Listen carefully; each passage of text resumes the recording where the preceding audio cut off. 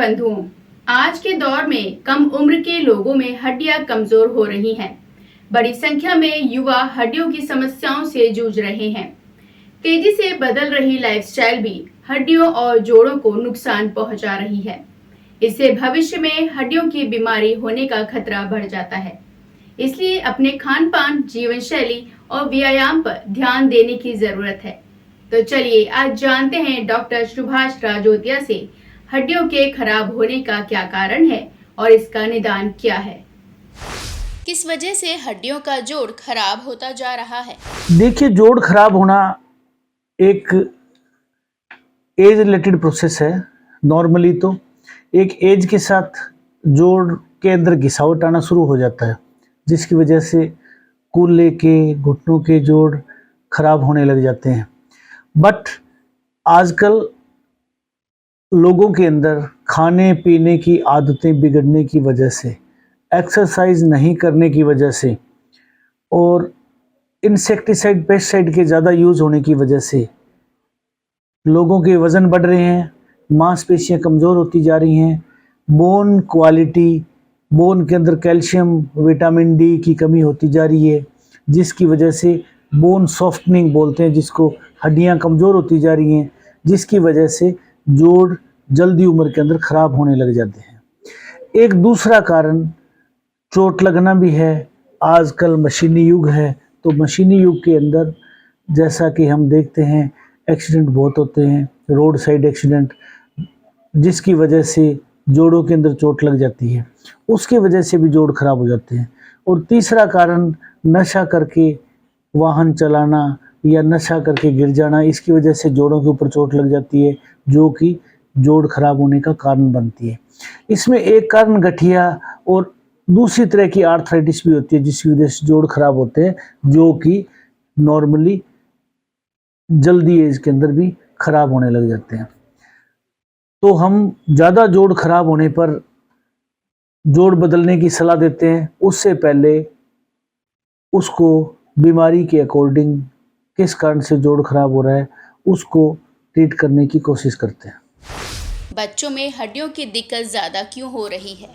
देखिए, बच्चों में आजकल खान पान, जैसा कि ये जंक फूड बच्चे ज़्यादा खाते हैं, जिसकी वजह से बच्चों के अंदर अच्छी क्वालिटी का प्रोटीन या कैल्शियम ये नहीं डाइट के अंदर जा पाता, जिसकी वजह से बच्चों की हड्डियों की क्वालिटी कमज़ोर हो जाती है, जिसकी वजह से आजकल बच्चों के अंदर कैल्शियम की कमी, विटामिन डी की कमी तथा अन्य मिनरल्स की कमी रहती है, जिस वजह से बच्चों की हड्डियां कमज़ोर होती हैं।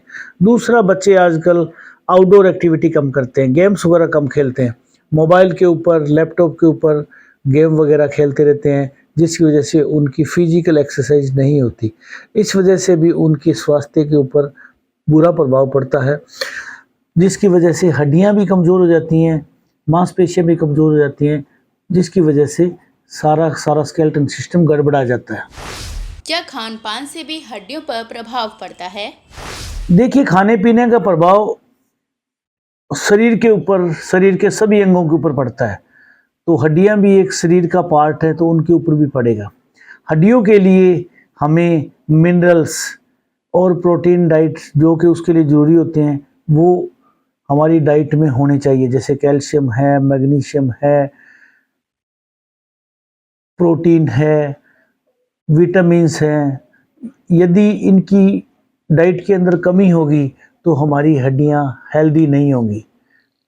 हमारी हड्डियों के अंदर कैल्शियम की कमी की वजह से ओस्टियोपोरोसिस, विटामिन डी की कमी से रिकेट्स जैसे कि बच्चों के अंदर होता है, इस तरह की बीमारियां हो जाती है। रिकेट्स के अंदर बच्चों में यदि विटामिन डी की कमी रहती है तो हड्डियां मुड़ने लग जाती हैं और हड्डियां अपने शरीर के ऊपर फैलने लग जाती हैं, जिसकी वजह से बो लेग टाइप की तकलीफ़ें शुरू हो जाती हैं। नशे का जैसे कि पूरे शरीर के ऊपर इफ़ेक्ट पड़ता है, नशे की वजह से लीवर, गुर्दे ये खराब होने लग जाते हैं। तो लीवर एक शरीर की एक फैक्ट्री है, जिसके अंदर सभी टाइप्स की प्रोटीन का निर्माण होता है, एंजाइम्स का निर्माण होता है। तो यदि लीवर ख़राब हो गया तो वो प्रोटीन्स बनना बंद हो जाएंगी, तो वो प्रोटीन्स हड्डी के स्वास्थ्य के लिए भी उतनी इम्पोर्टेंट है जितनी शरीर के बाकी स्वास्थ्य के लिए इम्पोर्टेंट है। तो यदि लीवर, नशे की वजह से लीवर खराब होगा तो हमारे शरीर की हड्डियां भी कमज़ोर होने लग जाएंगी। दूसरा, नशे की वजह से यदि गुर्दे खराब होते हैं, किडनी डिजीज होती हैं, तो किडनी के अंदर, किडनी जो है विटामिन डी सिंथेसिस के अंदर एक महत्वपूर्ण रोल अदा करती है। यदि विटामिन डी सिंथेसिस नहीं होगा तो हड्डियों के स्वास्थ्य के ऊपर पूरा असर पड़ेगा तथा कैल्शियम के अब्जॉर्प्शन तथा अन्य मिनरल्स के अब्जॉर्प्शन पर बुरा प्रभाव पड़ेगा, तो जिससे हड्डियों की बीमारियां शुरू हो जाएंगी। क्या दुर्घटना भी एक कारण है हड्डियों के कमजोर होने में? आजकल रोड ट्रैफिक एक्सीडेंट बहुत ज़्यादा हो रहे हैं। कुछ तो ट्रैफिक बढ़ने की वजह से हो रहे हैं, कुछ लोग नशा करके भी गाड़ियां चलाते हैं।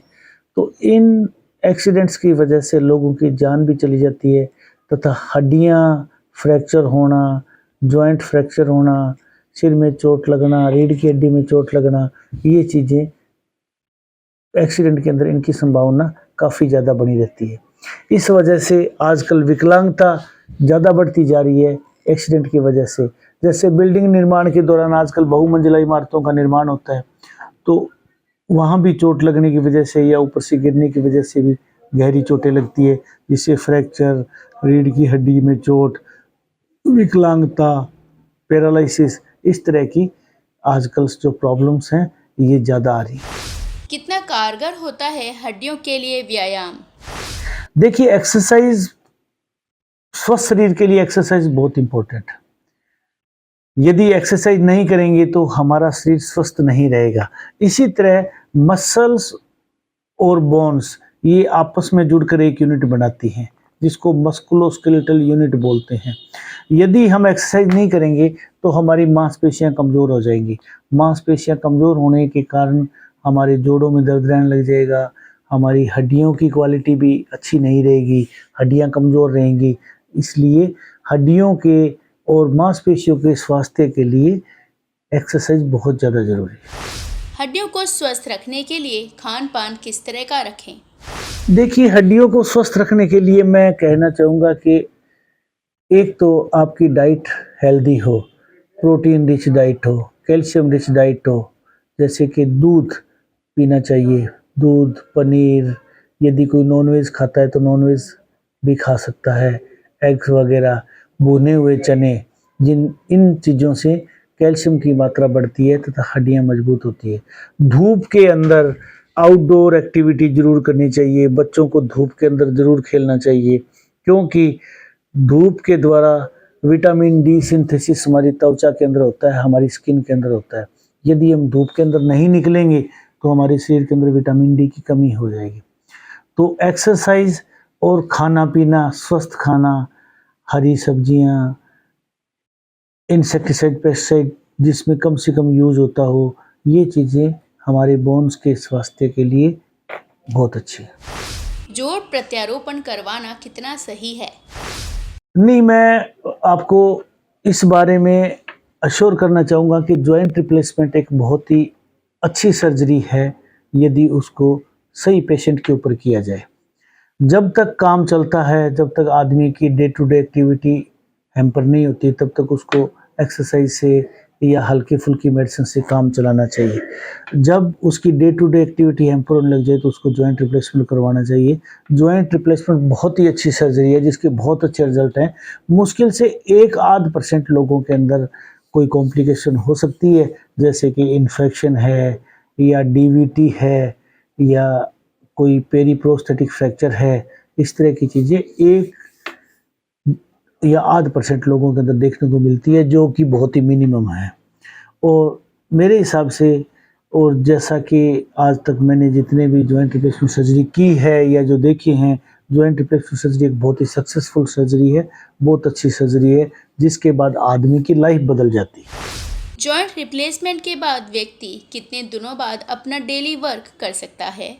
देखिए, जॉइंट रिप्लेसमेंट के बाद आदमी अपना काम तो सेकंड थर्ड डे करने लग जाता है, चलना फिरना, लेकिन जो अपना रूटीन का जो काम है, जो अपनी सारी एक्टिविटी है, वो करीब 3 हफ्ते बाद आदमी शुरू कर सकता है, अपने बिजनेस पर्पज से सारा कुछ कर सकता है, लेकिन अपनी जो रूटीन के जैसे टॉयलेट बाथरूम है वो सेकंड थर्ड डे शुरू कर सकता है। तो यह था हमारा आज का स्वास्थ्य। बंधुओं, आपको हमारा आज का कार्यक्रम कैसा लगा कमेंट करके जरूर बताएं और साथ ही लाइक शेयर सब्सक्राइब करना ना भूलें। तो चलिए मिलते हैं अगले शुक्रवार कुछ नई जानकारियों के साथ। तब तक आप देखते रहें विश्वकर्मा टुडे न्यूज़।